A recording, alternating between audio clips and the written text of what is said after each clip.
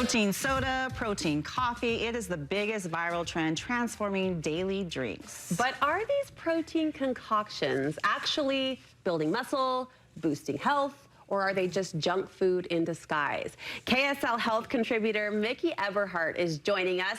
I am blind to this trend, so you're introducing me to the trend in general, but we know that protein is always the hero, right? Yes, I mean, we know protein shakes, protein powder, that's been around. Last month, Starbucks introduced protein coffee, which some people have been adding on their own anyway, but I think for it to go mainstream, that we're now offering it in our stores. Okay. You can choose to make your coffee protein packed. So is it just like protein powder then? So what they do is they add unflavored whey protein powder to milk.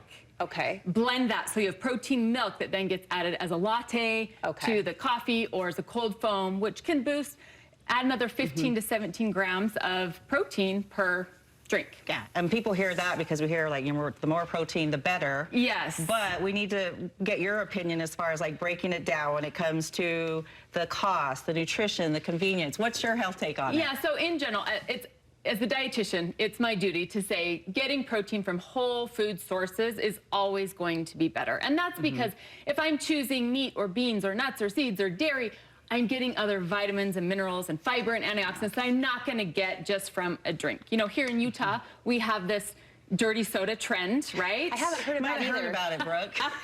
It's all the rage. And so how this protein thing is affecting that is now, instead of adding creamer to make it this flavored soda, I mean, we're still doing the syrups, is that now they're taking like packaged protein drinks, vanilla flavored, and adding those to the soda. So it's like the spin on our dirty sodas. Now we're adding protein to our soda. It's a twofer. It's a twofer. Okay, so and in terms of nutrition, let's start there. You've done your dietitian duty, and you've soundly advised us that whole foods are best. And to Tamara's point, protein is a sought-after ingredient, right? And what I would say is if you are having a hard time meeting your protein needs, and this is a beverage that you would normally drink anyway, like I would have coffee in the morning, or sometimes we would pick like a perk or a protein product in the morning if we're not doing coffee, or even a clear soda, which is now popular, clear protein soda.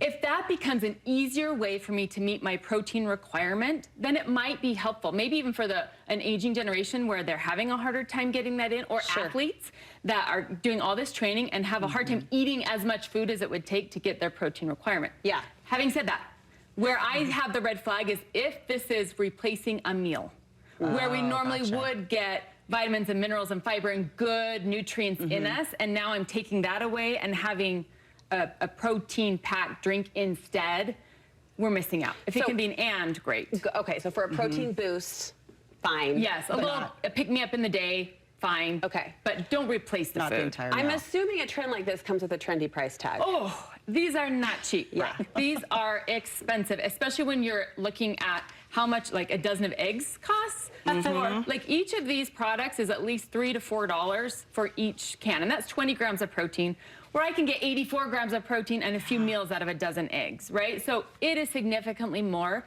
If convenience is the utmost priority, then it might be worth it to you.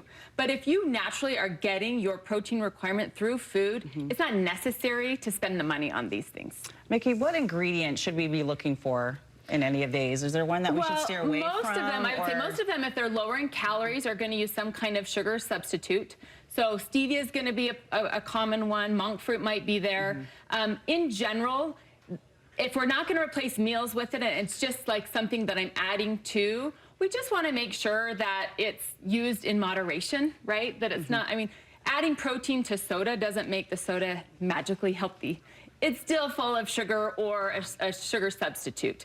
And so soda, in my opinion, is a fun food. It can be a part of a healthy diet.